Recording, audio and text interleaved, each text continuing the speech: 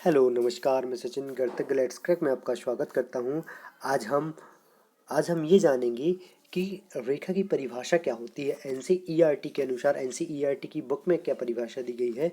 तो अपन देखेंगे कि कल्पना कीजिए कि एक ए और बी तक की रेखाखंड अर्थात ए बी को ए से आगे एक दिशा में और बी को आगे दूसरी दिशा में बिना किसी अंत के विस्तृत किया गया हो।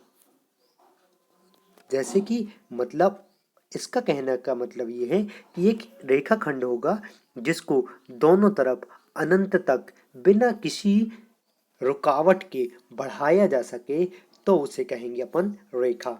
क्या कहेंगे अपन उसे? रेखा।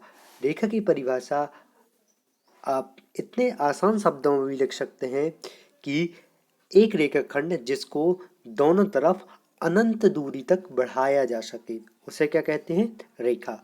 ये जो परिभाषा दी है ये एनसीईआरटी के अनुसार है कि ए बी उसने कल्पना करके माना है कि ए और बी दो रेखाखंड हैं जिसको अनंत दूरी तक ए को बिना रोके और बी को ही बिना रोके अनंत दूरी तक कितनी भी बढ़ा दिया जाए तो वो बढ़ती जाएगी, उसका कोई अंत बिंदु नहीं रहेगा। अब दो बिंदुओं ए और बी से होकर जाने वाली रेखाखंड ए बी को निरूपित करता है।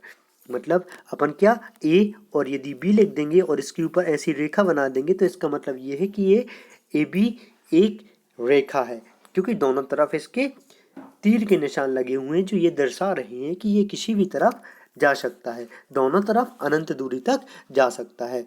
उसके बाद ये देखिए इसमें लिखा है कि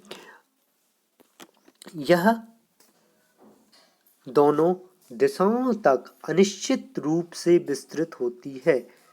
अनिश्चित रूप तक मतलब उसको कितना भी दोनों तरफ बढ़ाया जा सकता है। इस पर असंख्य बिंदु स्थित होते हैं।